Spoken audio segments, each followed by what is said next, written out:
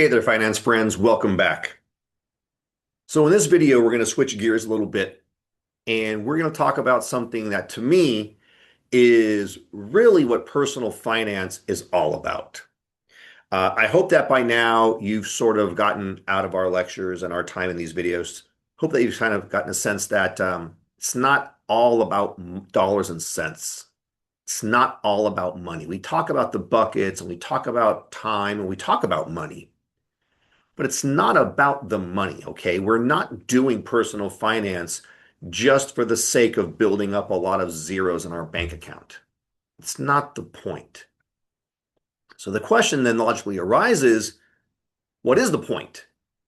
And I believe that at the end of the day, the goal, the reason why we do personal finance is so that all of us have the ability to live a great life.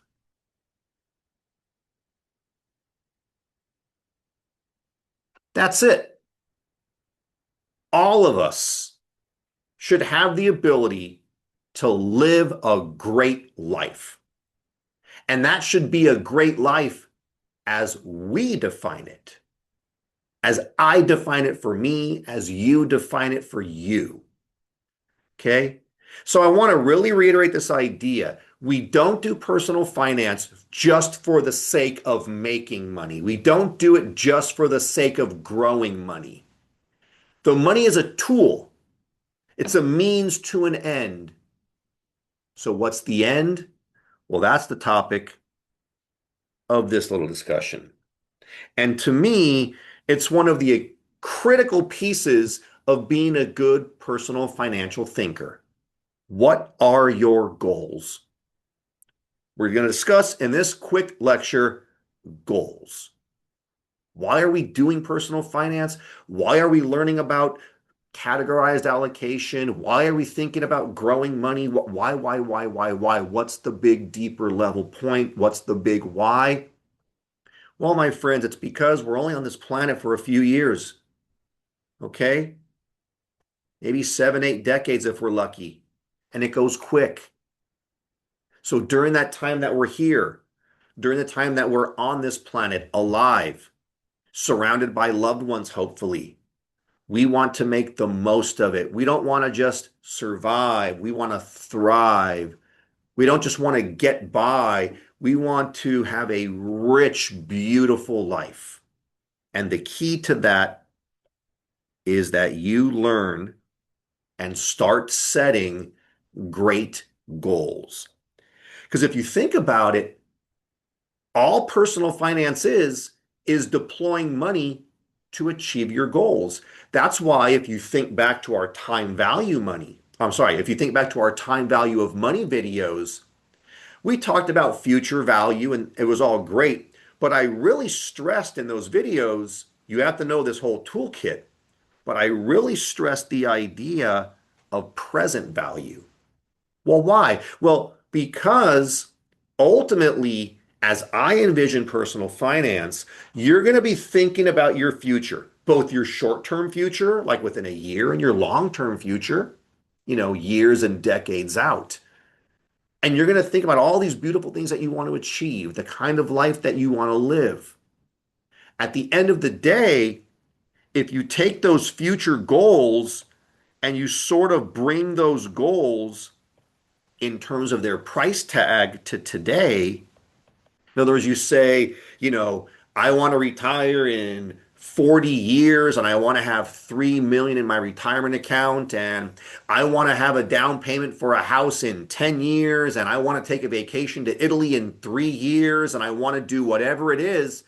All those goals, those things that bring you value, that bring you meaning in life, that bring texture and richness in life, all those things out there, we just want to set those goals, put price tags on those goals, dollar price tags on those goals, and then pull those values back to the present so that we can start saving for them and going from the abstract to the real, going from the gee, I wish to the I'm going to achieve.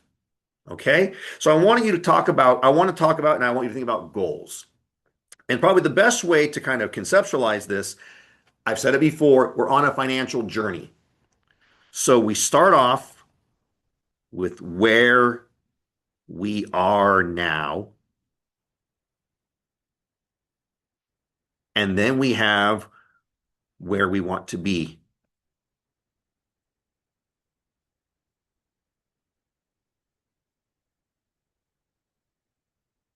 These are our goals. And if you think of it this way, then all of personal finance and all the tools that you're learning, income management and spending management and time value and credit and debt and investing and all these other things, it's just a bunch of tools to get you from where you are today to where you want to be in this beautiful future. Okay. I will teach you this part. I will teach you the tools that you need. I will teach you, we've learned time value and we've learned some basic categorized allocation and how to handle expenses and income and how to track these things. And we'll learn how to invest and how to plan for retirement. All awesome, great things, but there's some responsibility that you have. And your responsibility is this. Your responsibility is to start thinking about where you want to be. What goals do you want? So, with that said, I want to give you a couple of just informal thoughts on goal setting. Number one, dream big. Imagine the best life that you can live. Imagine a life beyond what you think is even imaginable. I know that's kind of weird. Imagine beyond. No, how about this? Imagine a life better than you ever thought you can have it. And I always say when you dream big, be specific, visualize it, feel it, smell it, taste it. Where do you want to live? What kind of clothes do you want to wear? Where do you want to work? How are you going to get to work? What's your life going to be like at work? After work, who are you going to socialize with? Family, friends? How will your relationships be with those people? What kind of food will you eat? How will your body feel? How will your mind feel? Do you travel? Where do you travel? Really get in the weeds, in the details of visualizing, okay? Of dreaming big, of visualizing this great life and have the courage to do it. For some of you, that might mean if you're like me and maybe you're easily embarrassed that you want to kind of get a notebook and do this in your private time and just kind of journal it and keep it to yourself. Some of you might want to share it with your friends or other people. It doesn't really matter how you do it, but you've got to dream big. Okay? When it comes to setting goals, one thing that we do encourage in personal finance is thinking about goals by time periods. So, for example, there's oftentimes short-term goals, goals that you kind of think you want to achieve within like maybe a year to 2 years. And there's medium-term goals, maybe 2 years to like 7, 8 years. The numbers aren't really critical. It's not like they're like these firm fixed windows, but like short term, next year or so. Medium term, a year, 2 years from now to like, I don't know, 5, 6, 7 years from now. And then, of course, the long term goals. And that's when we're talking like, usually, 8, 10 years and farther out. Start thinking about what you want to achieve in those time periods. Okay.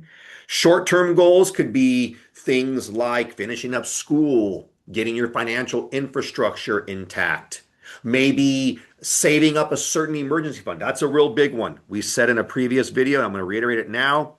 For all of you, I would strongly advise that one of your critical, non-negotiable short-term goals is to build and fill that emergency fund. You want that safety and you want to start building those habits. So that's an important short-term goal. But your short-term goals might also include, maybe paying off student loans or paying off credit card debt, having a certain net worth or a certain amount of money invested within 2 years. Maybe if you're, just starting in the workforce, your short-term goal would be to gain a lot of skill and invest a lot in yourself so that you'll be ready for like a promotion later. And maybe that includes a short-term goal of going back to grad school or something like that. Medium-term goals are often around, as your life unfolds in the next, 2 to 3, maybe, and sorry, 2 or 3 to like maybe 5 to 7 years, getting the foundations ready. So, setting medium-term goals around how much you want in your investment accounts, maybe getting all clear from debt, maybe moving to a new place and building a life there. Medium-term goals could include things like saving money for a down, like you're renting, but while you're renting, setting aside money and saving for a down payment for your first house. Long-term goals tend to be things that obviously are long-term, oftentimes tied to retirement planning. I want to retire by a certain age and I want to have a certain lifestyle.